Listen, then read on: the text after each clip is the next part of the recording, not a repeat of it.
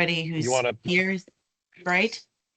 Yeah. Well, so welcome everybody to the December 5th call of our interim committee week's legislative update. There will be one more next Friday, the 12th, and then we will begin again in January with a new series of events that will include an environmental call and then a general bill and transportation related call that will follow. So keep a lookout, excuse me, on our websites for information about those meetings. And now I will turn it over to Peter to introduce our consultants, and we will proceed. Thank you. I'm the Legislative Government Relations Chair. Today we have John Johnson from Johnson Blanton. Is Derek on as well? I didn't see that. Sorry. He's at a chamber meeting down in Orlando. Well, even better. And then we also have Jeff Littlejohn. Jeff Littlejohn as well with us. So we'll start off with some discussion from John, and let's so we'll pin him up to the top. There you go. Well, thanks. Good morning, everybody. Good to see everyone here. So we had committee weeks, as you probably know, this week. It was a little bit uneventful overall, but I'll just give you kind of the 50,000 foot view of some things that are kind of taking up a lot of space in the legislature. We can already see a little bit of fracture going on. No surprise. The governor would like to do a lot of activity around what we call the mid-decade redistricting. As you know, that the legislature, after every census, they do what's called reapportionment, which that means they basically draw lines based on new population, new census, and the number of seats that we get in our congressional delegation. Most early estimates show that we're going to get in the 2031. I can't believe we're talking about in the 30s already, but 2031, they will get probably 3 new congressional members added to our delegation. But in the meantime, we've had a lot of growth in the state. And so the governor is really advocating significantly for to redraw the current lines. Now that wouldn't anticipate any new delegation members. That's just kind of looking at the current population and growth and trends and making sure that, again, the goal is that every congressional seat has essentially, the same amount of populace within those lines.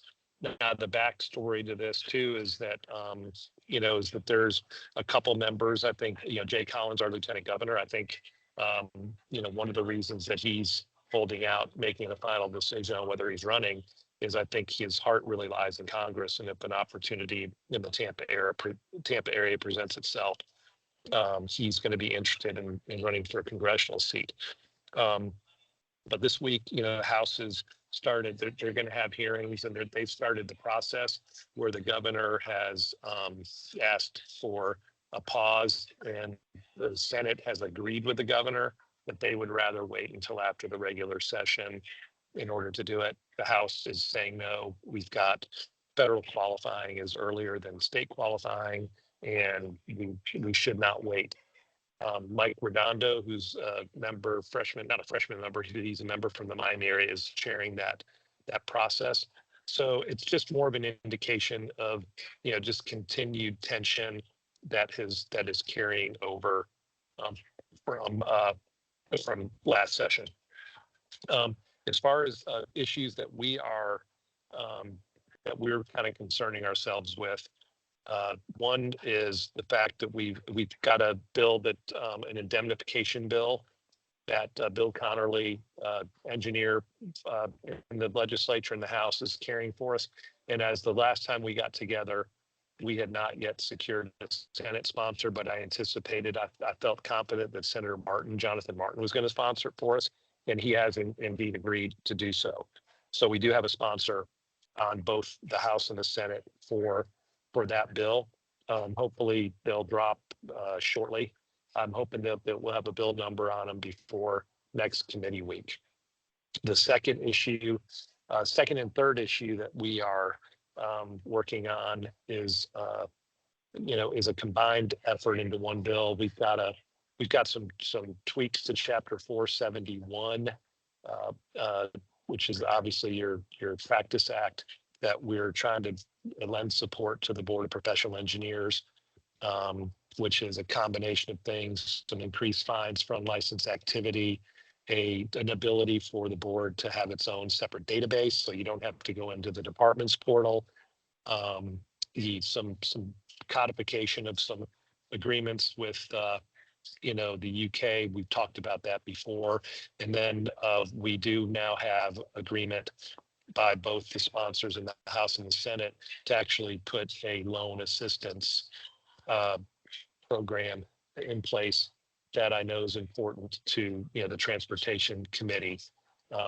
So we're fleshing out the final details on that. So again, feel good of that we've got sponsors nailed down on both of those proactive bills.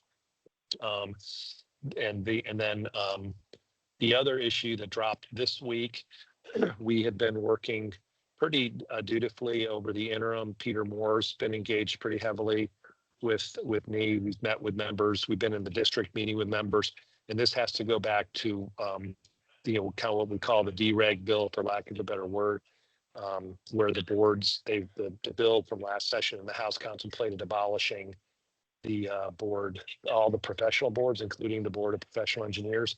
Well, that bill dropped again. And while we, they didn't, fortunately, they didn't leave us completely out of the bill, but we have been treated significantly different than all. They've left the FEMA board in place, so at least we've got the privatized model is still there. But they abolished the Florida Board of Professional Engineers in 2033.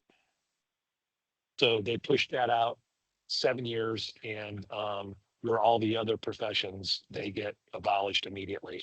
That bill's going to be heard next week in the House on Thursday.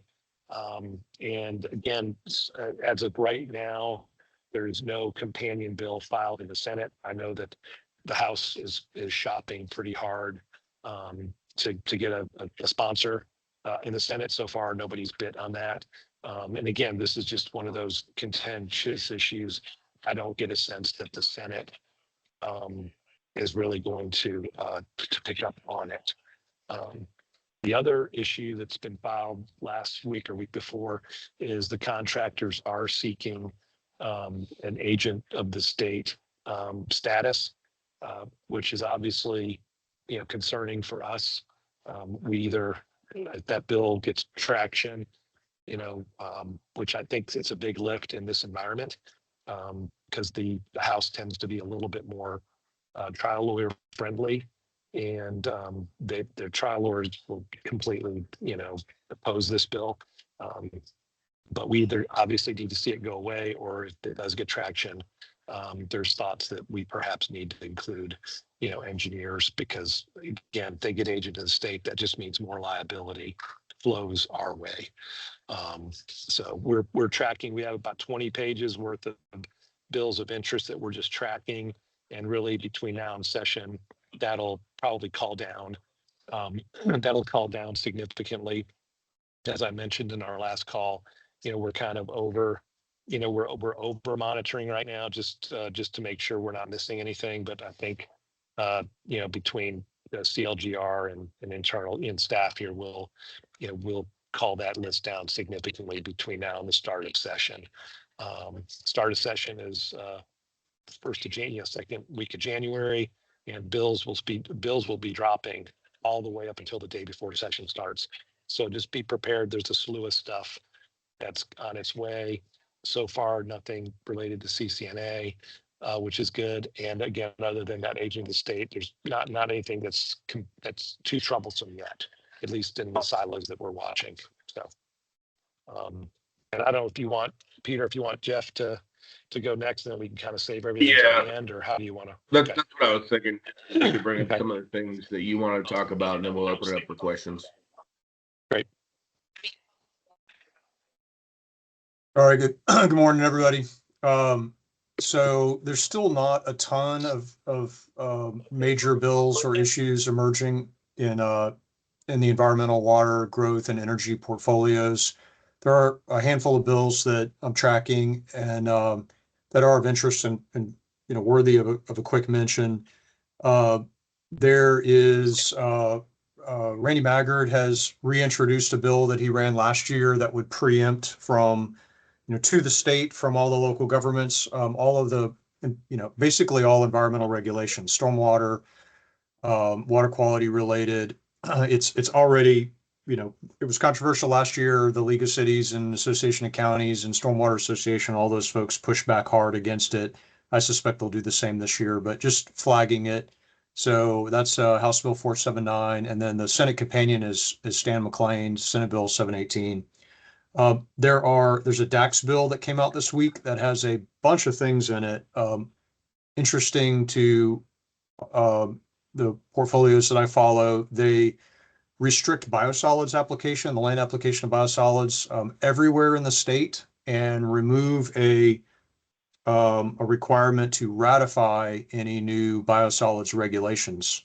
So a big move there. I'll be following that closely. Biosolids is an issue that has a lot of people's attention this year, including Connerly's working on something around biosolids. DEP's doing a presentation next week at the Senate Environmental Natural Resources Committee meeting. Also in the DAX bill is a repeal of Florida's requirement to participate in the Southeast Energy Compact.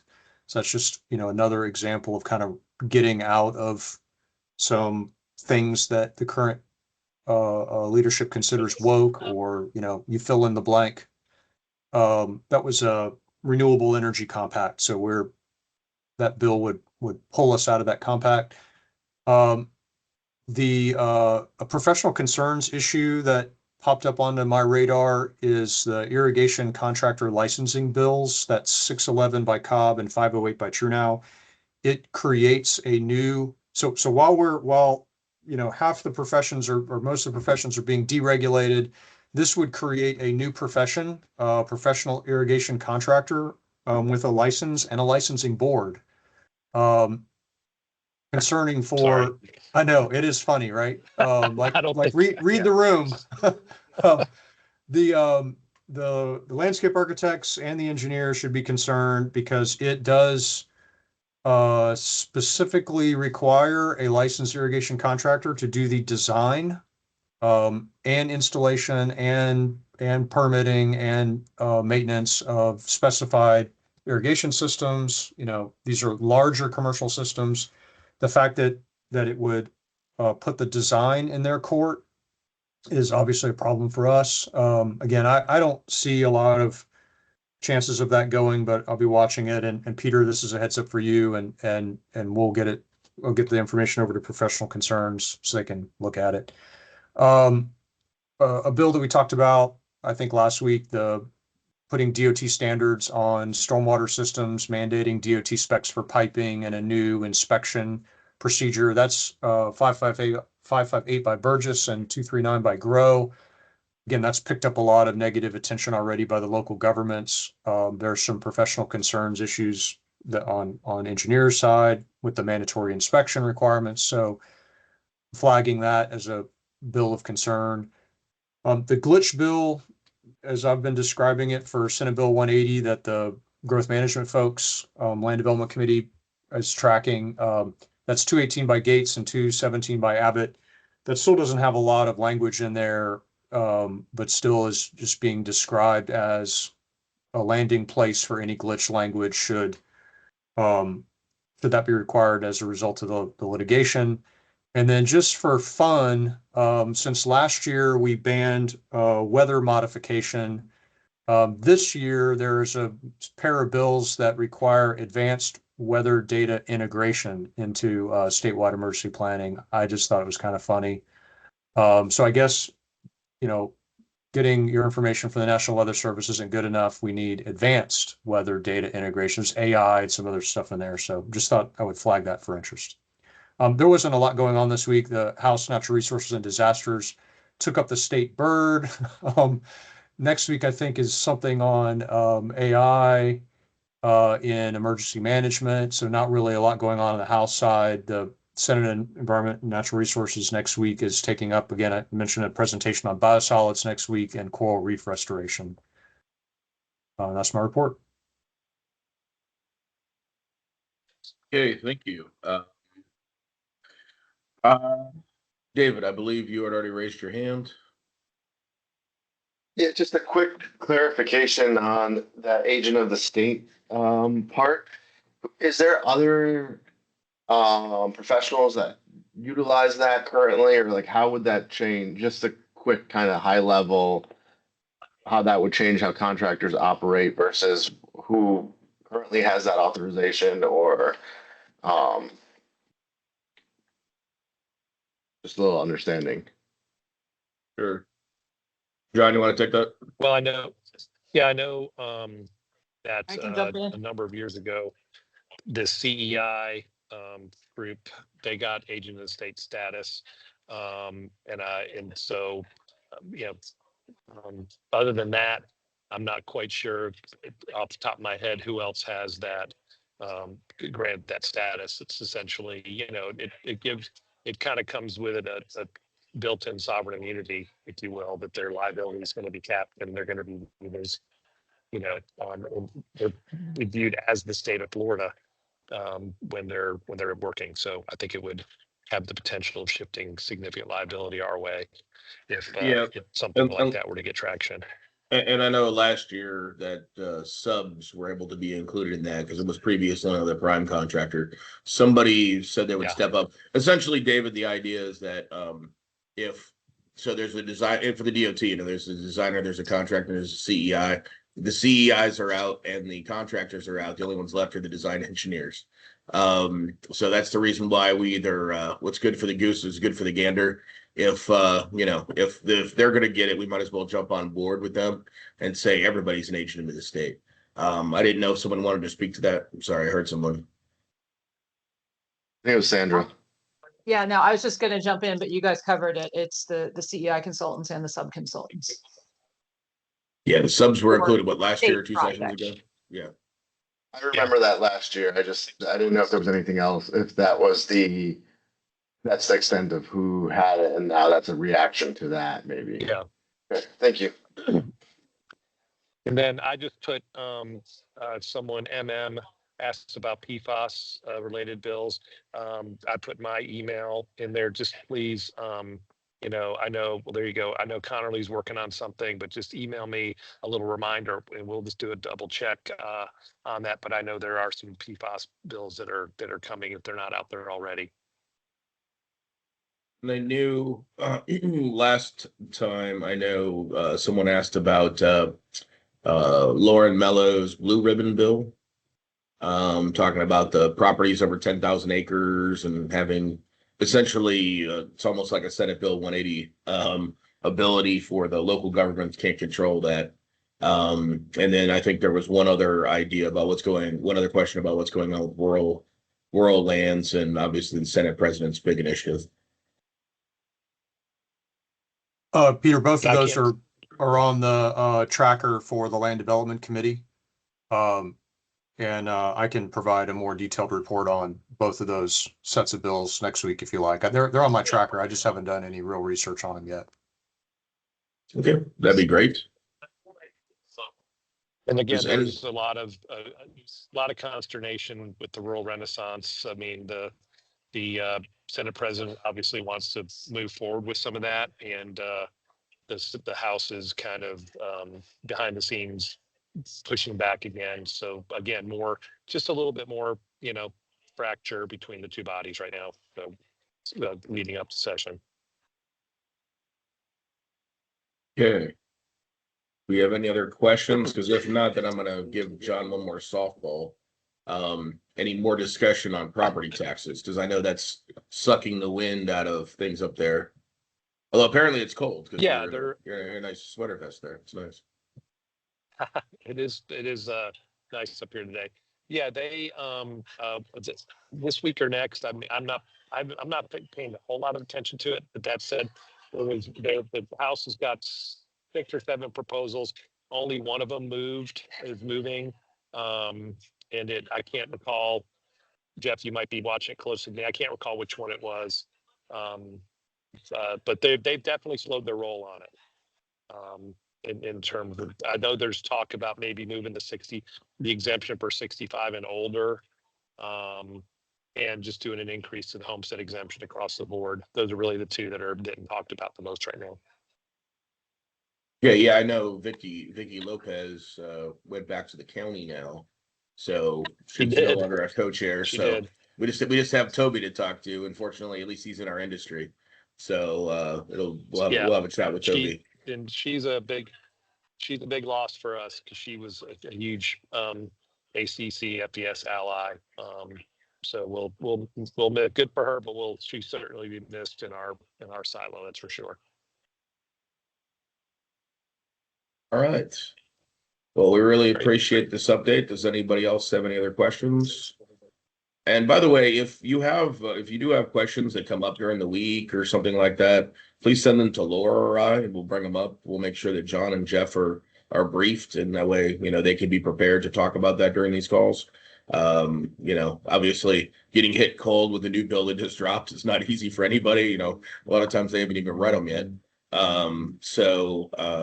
If there's anything that you have that comes up during the week, please reach out to Laura or myself, and we're more than happy to make sure they're addressed during these discussions.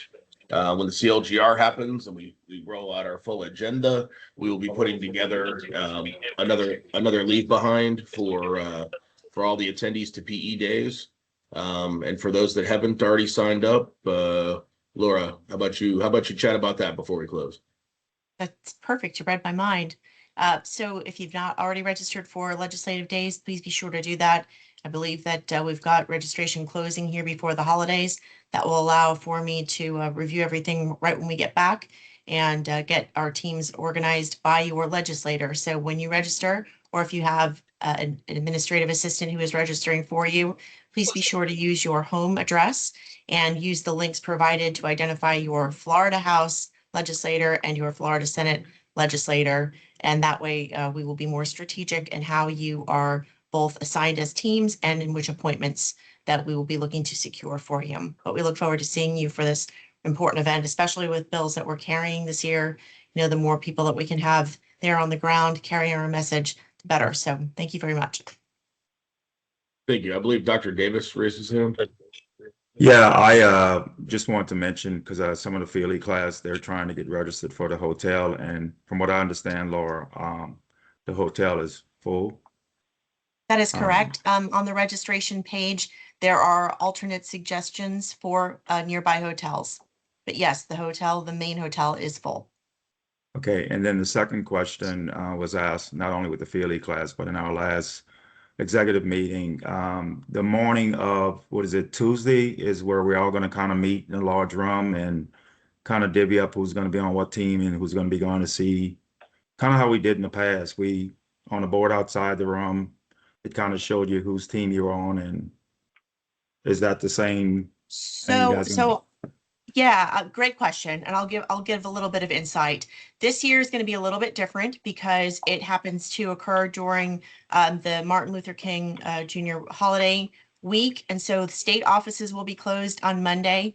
The legislative offices will receive their calendars for their schedule for the following week, either mid-afternoon on Friday preceding that week, or perhaps even late afternoon on Friday. And so this is going to cause a little bit of a delay in being able to get appointments arranged. And so unlike previous years where you would receive your appointment schedule during the briefing, which occurs on Tuesday afternoon after the board meetings, this will now occur on Wednesday morning during the breakfast. So you will be assembled as teams. You'll be able to get together and get to know who's on your team, and you can determine maybe who wants to take the lead on specific issues. That will happen during the briefing after John, Derek, and Jeff and I and Peter have spoken with you about our priority issues and answered any questions that we have. But Wednesday morning during the breakfast will be a time for more of that organization and the dissemination of the appointments list, as they will be